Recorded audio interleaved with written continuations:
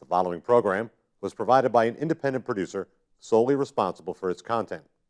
The opinions expressed do not necessarily represent the views of this station, its staff, board of directors, or underwriters.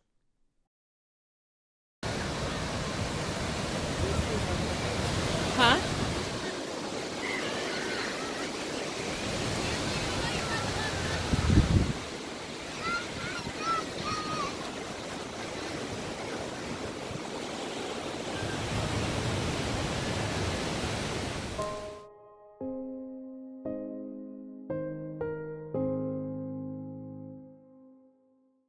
Hello and welcome to this special edition of our program CHW in Action with your friends, your host, your CHW, Rafael Calderon.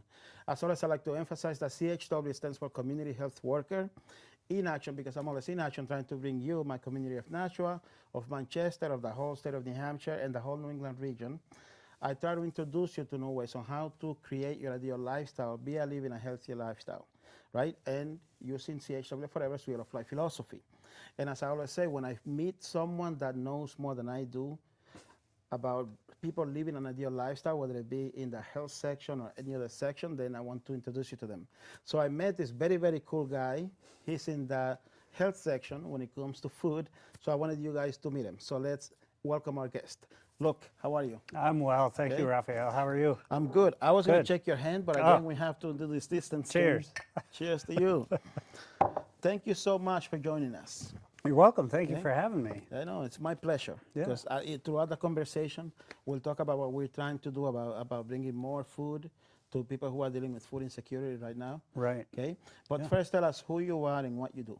Okay. My name is Luke Challis. I work for the New Hampshire Food Bank. I'm the agency relations coordinator there. So if you take a look at our website, you can see we have over 400 state qualified agencies that we work with. I think if I'm remembering last year was over 17 million pounds of food was distributed through those agencies. That's a lot of food. It's a lot. Wow. It's quite a bit. So last year what we were trying to do is take into account a lot of what the pandemic was bringing us. You can tell by just the press, the media, and just in the normal day life, we're dealing with a complex set of issues. There's a lot of constraints and restraints on society right now with the pandemic.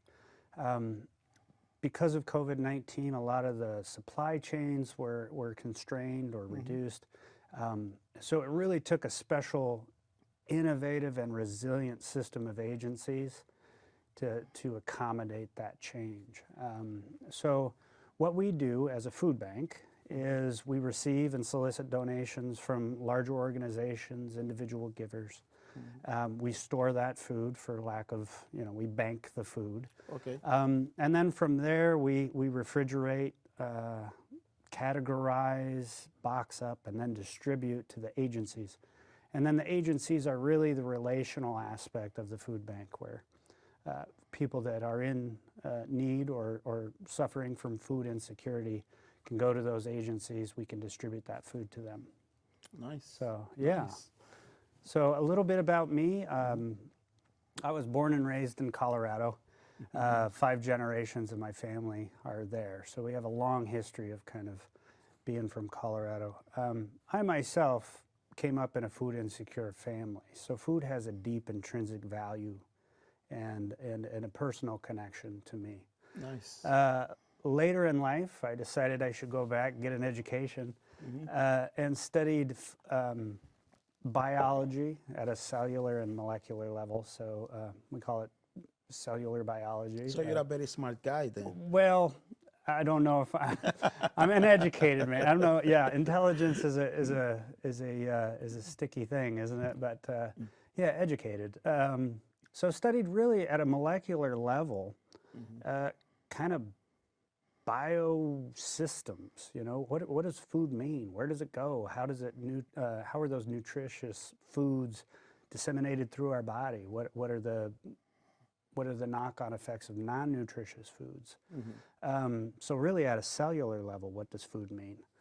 And then I was afforded the opportunity to be in the Middle East during the Arab Spring And That sounds very cool, by the way. I just had to tell you that. it was amazing. Yeah. So we were actually in the Palestinian territories, Israel, Jordan, and Egypt, 10 days after Mubarak fell from power in Egypt. So it was a very tense time. But what it did was give me a deep sociological understanding of cultures in conflict, cultures in tension. And one of the favorite quotes that I have is, if you spend a week there, you can write a book. If you spend a month there, you can write an article. And if you spend a lifetime there, you can say nothing. Interesting. It is. So just to say that it's a complex system. So I took an interest in religion and philosophy and applied to a Master of Arts of Religion at Yale University, where I studied and was awarded a fellowship at the Center for Business and the Environment at Yale, where we studied food systems, food sovereignty, the future of work, and a really data-driven understanding of food systems. And that's why the New Hampshire Food Bank is such a well-fitting place for me to be.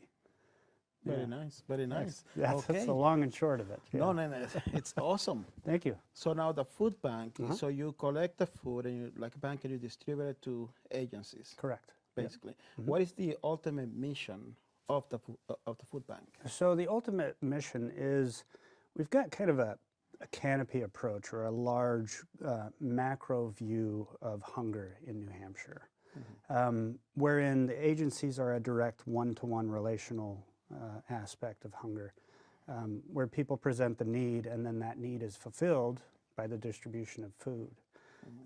We at the food bank, we work with local grocers, we work with local farmers. New Hampshire Feeding New Hampshire is one of our pilot projects that we're doing again this year, where we entitle agencies, or give agencies money, to go out and purchase farm fresh produce directly from local New Hampshire producers. Nice. So our role in the community is actually to be kind of a concentration center for donations. We get financial support where we can go out and buy through our purchasing agents directly from distributors at a wholesale price, and then pass on those savings through purchase orders and things with the agencies.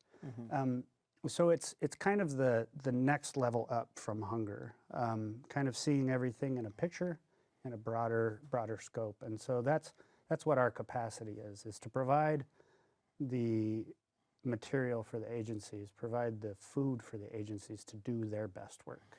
I notice you keep saying agencies. Yeah. So you do not give food to individuals per se. You give it to agencies, and then agencies give it to individuals? Correct. Yeah. So we do have special cases where people in need, we're not going to turn someone away that's hungry, obviously. That's counterproductive to our mission. Right. And our desire to see people alleviate food insecurity. But what we do is house the food. We store it, refrigerate it, purchase it, and then distribute it directly to those agencies. So the agencies go through a process, an application. They have to be a 501(c)(3). They have to meet certain criteria. We have like a minimum distribution of 3,000 pounds to them per year, which, if you know, the weight of a gallon of milk is about 8 pounds. Right. It's really easy to hit 3,000 pounds. So then what we do is we have a shared maintenance fee, which is 9 cents a pound. So if you can imagine going to Walmart or Costco or Sam's Club or anything like that and purchasing certain objects of food or material goods, we can pass that on to the agencies at 9 cents a pound. We call that a shared maintenance fee. Big difference. Huge difference. Big difference. Yeah. Okay. So now, the way we met, I'm going to get now into the work we're doing together. Yes. So we met mainly because of this amazing lady. Yeah. We know her as Mrs. Santos. Yeah. Okay. Yeah. But it's really Mrs. Morel, or Miss Morel. Miss Morel. Yeah, but her granddaughter got her the phone, and the daughter's name comes up as Santos. Yeah. But you made her day, and you made my day because you helped her out. Yeah. I've been working with this lady since 2009. Wow. Right? So when she has a need, she comes to me, and I connect her to the right agency. Yeah. it turned out to be you this time. It was awesome. Okay. Yeah. So I want to become an agency. Yep. So you said it has to be a 501c3. Yep. And so on and so forth. How can I, so I can share with the audience, or you can tell the audience, how do I become an agency? So just like you say, the initial meeting is how we came together. So you as a community health worker understand your community the best, and those people that are food insecure or need health care or need advocacy from your organization. Yes. So as a 501c, your organization is able to petition us to become a partner agency.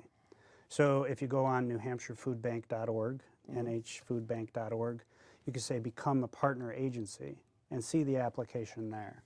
And then you just populate the questions, provide an IRS statement that says you're a 501c able to produce or able to exist as a 501c in New Hampshire. We come and do a site visit, basically to see where the food will be stored, how it will be distributed, and then we just get you on board. You do an onboarding process of the online ordering. Agency Express is what we call it. Sometimes it's called AE3. Okay. And then we'll get you trained on how to do the online ordering. If you're within the perimeter of Manchester and various places like that, you come up to the bay, you pick up your order, you take it back to your agency and distribute it to your clientele and to your customers. Easy enough. And what happens if CHW Forever, I'm CHW Forever. Yeah. I'm a sole proprietor, so I'm not a 501c3. Yeah. So I would have to find a 501c3 to partner with. Right. Right? Yep. So what would that, let's say that 501c3, what would they have to do to work with me best, to partner up with me? It's the same thing. So under the auspices, you can act underneath the canopy of that 501c as an effective agent or a sub-agent of those. So the ultimate responsibility is obviously with the founding agency. And then a lot of our agencies have sub-agencies or other agencies. You know, we have a parent organization and there's a 1, 2, 3, 4. And some of them have 14 different areas that, you know, they cover. And so they have to have different, we'll call them chapters or different organizations that work that way. Interesting. Yeah. Well, thank you. You're very Thank you. welcome, of course. Now, my goal, as we've had conversations, you know that I want to be useful to my community. Yeah. But I do work with everybody, whoever needs me, right? So the idea is, how should I put this? Because see, the way we met is through Miss Morel, right? Miss Morel is the, I guess, mother-in-law of Edwin. Edwin now told 3 other people about you helping out with food. Absolutely. So they all came to me. So now I have to find a way to keep this going. Logistically, yeah. Logistically, and that's the key, is that when it comes to the Latin community, the Spanish community, whichever way we have, right? Yeah. It's all word of mouth. Absolutely. People know each other. Yeah. So I know there's a huge need. Absolutely. Right? Yeah. And I want to help, meet that need. Yeah. So you and I talked about building a team to work together. Yep. And you mentioned that you guys the food bank is looking into Manchester and Nashua. Yeah. Is that a special project that you guys are working on? Yeah, so it was actually happenstance that Miss Morel called Carolyn at our office and needed somebody to speak Spanish to. Carolyn didn't speak Spanish, but I do. I can make my way through the Spanish language. And so I answered the call. Miss Morel, obviously from the Latino community, the Latin community here in Manchester. So that sparked something in me. From my childhood, I grew up in a rural area of Colorado, deeply connected to Mexican national migrant workers, things like that. So I understand food as a cultural issue. So I dug in. I started to find some data because the scientist in me wanted to find some real tangible numbers. So what I did was I dug through the department, New Hampshire Department of Education, and started to look at kind of the demographic studies that they have. Within Manchester, I believe, on the free and reduced lunch program, we selected, I did a study against the 40% or greater need of free and reduced lunch. And then through the Department of Education's data, started to look at what the demographics were. And Manchester has 27.1% 27.1%. Latino or Hispanic. So if it's 27.1% of an enrolled student body of 4,900 on the free and reduced lunch, that's not a negligible amount. In fact, it's quite a few. I agree. So if you've got kids, 27.1% of the kids, well, they come from Latin families. And so that need is exponentially growing once you find those statistics. And so what we did at the food bank, and the executive director and the director of development, we started talking about how are we going to get into the communities that may not be noticed, maybe, like you say, by word of mouth only. How do we, through Rafael, create these bridges? I can tell you how. Yeah, tell me. CHW forever. There you go. That's the answer to everything. It actually kind of is right now. And so we took it upon ourselves to make sure that it, well, frankly, it's not a guy that looks like me that's doing this work. We want to empower other agencies, other people, you in this case, to do the best work. We can just be the people that provide you the needed resources to provide for your community. And I love that. Thank you. I love that, sincerely. Yeah, You it's saw good. the pictures I sent you when we first started communicating. Yeah. I used to be part of a program here in Nashua where we would deliver food to the seniors, to food insecure seniors. Absolutely. And they would tell you, look, I only get this food once a month. Yeah. I run out by 2.5 to 3 weeks. Right. The last week of the month is tough for me. Yep. And there was nothing I could do Yeah. because it wasn't my program. Yeah. You And see? here it is. Yeah, here it is. You see? That's what Yeah. I'm talking about. And that's awesome. And you and I talked about, culturally relevant food. A lot of the standard American diet might not fit in every case. We have in Concord a lot of East and West African populations that are here on refugee status or asylum seekers, things like that. How do we customize and make sure that you guys are enabled to get what you need and in normal cultural relevant ways? And again, that's building the trust in the community, building trust in community health. Workers like yourself is intrinsically valuable to our mission. And what's also very valuable is to have an agency like yours willing to help. Absolutely. Because Thank I'm you. telling you, I've been helping my community since 2004. Yeah. And it sounds beautiful on paper of companies, agencies are doing such things. Yeah. When you do the food work, you see that there are still people falling through the gaps. Yes. Right? And I've never been able to find an organization that I can work with directly. Oh, that's awesome. So that's what I'm telling you. I'm more excited than you are about us working together. Oh, thank you. You really? Yeah. So what is your vision when you did your research and you found these Latin communities in Manchester is 27.1? Yeah. Did you find out what it is in Nashua? I sure did. Yeah. So I think that's around 29%. 29%. So though Nashua is not falling within that 40% or greater free and reduced lunch, I think they just got underneath that at 37% free and reduced lunch. There's a larger percentage of those students that are from a Latin or Hispanic background. My Lord. So it's in between Manchester and Nashua, where we have almost a third of the population of those students. Yes, that's why when I sent my information, I told you CHW Forever works in Southern New Hampshire the Southern New Hampshire region. Yeah. Because you'll find most of us Yeah. Hispanics in Manchester and in Nashua. Yeah. And most of what I do, like this job, I do it here, but my work is in Manchester because I'm trying to bridge the two communities together.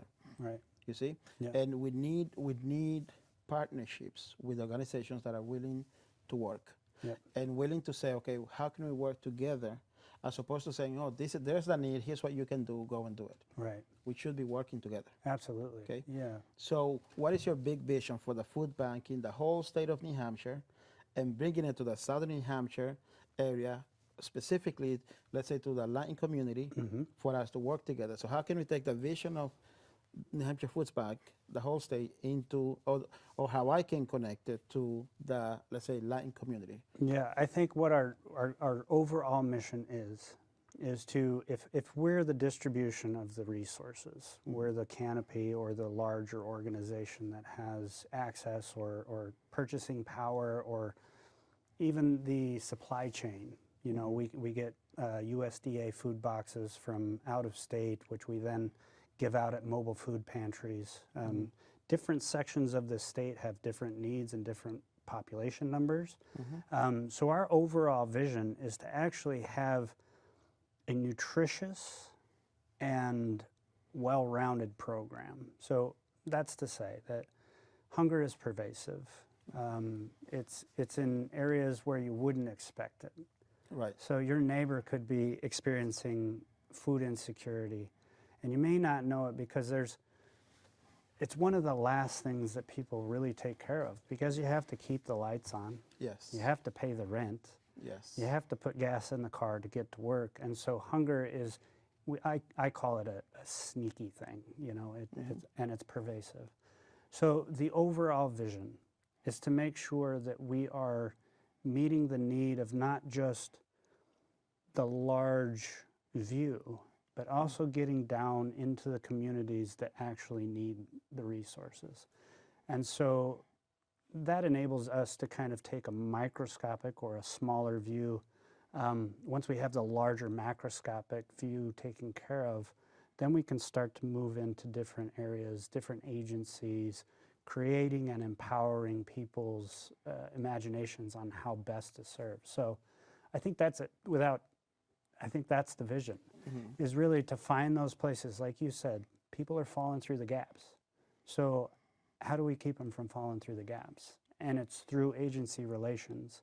It's through our manager, Miss Stina. She's all about being out there in the community and making sure these connections are built so that those folks that are falling through the gaps, that are in need, are getting what they need at the time they need it. That is so awesome. Yeah, You know what we need to do? We need to do a mobile, what did you call that? Mobile food pantry. Yes. Yeah. We need to do one of those with Spanish food. Because remember, when you sent, when you said deliver, you deliver actually Yeah. Miss Morel's food. Yeah. What she called me and she said, they brought me Goya food. Yeah. You know, that was so amazing for her. Yeah. That cultural competency detail Yeah. meant a lot for her. Oh, that's awesome. So how can we make something like that happen? That's easy.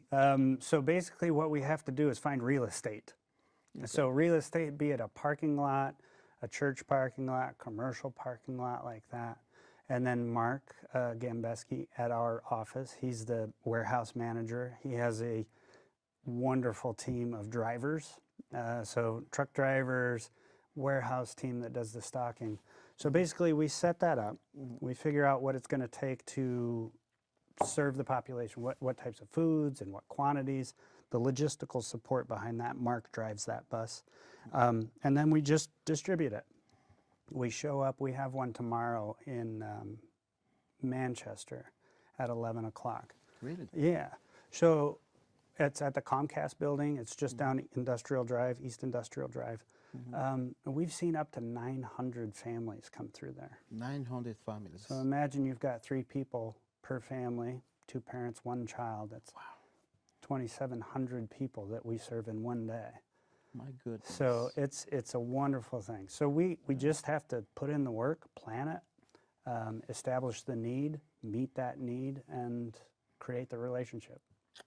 We're going to make that happen. Awesome. I We're love going to it. make that happen. I love it. I want to make sure that I'm not forgetting to bring up anything you want to talk about. Is there anything that I haven't asked you that we haven't mentioned that you'd like to talk about? As we've seen, thanks for the introduction. As we've seen the pandemic take its shape and its form, we've also seen agencies that have risen to the challenge.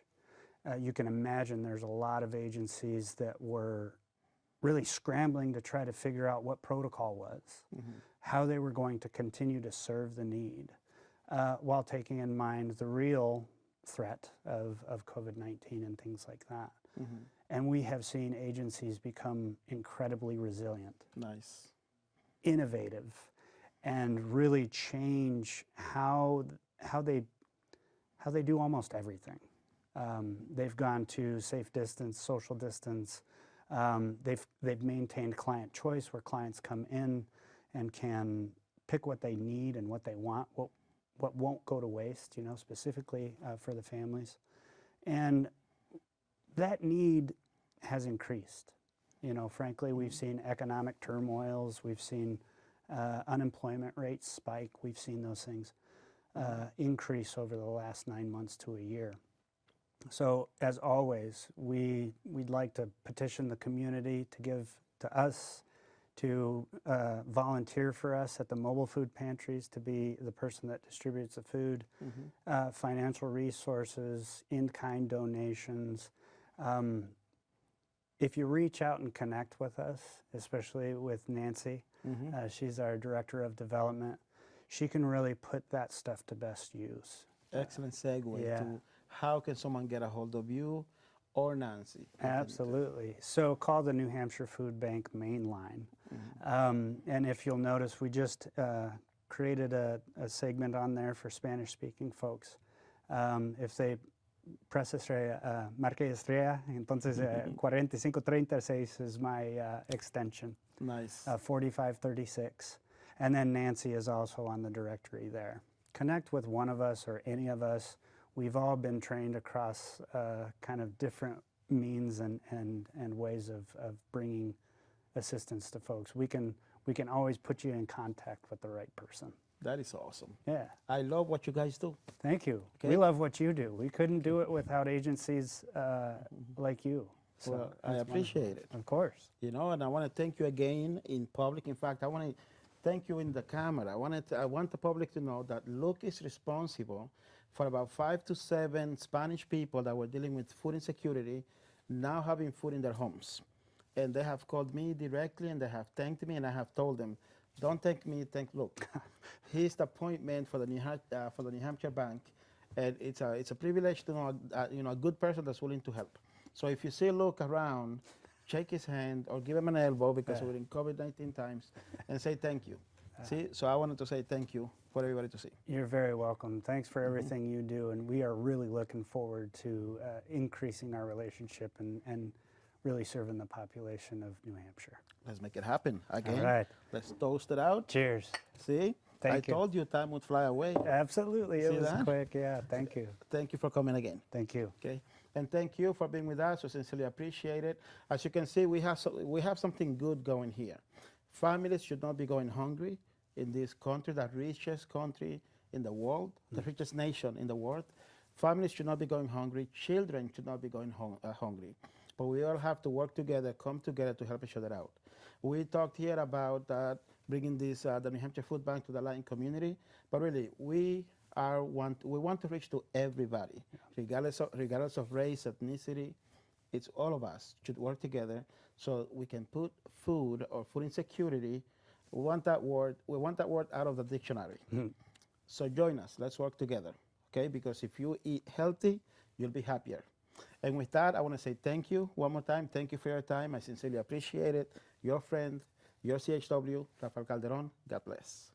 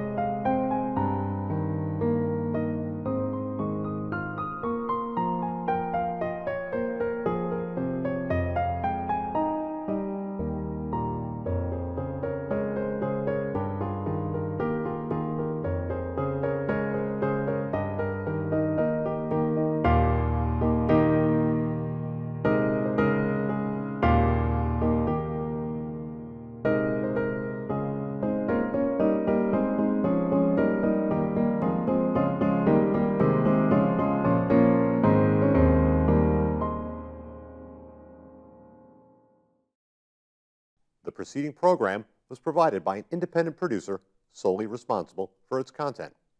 The opinions expressed do not necessarily represent the views of this station, its staff, board of directors, or underwriters.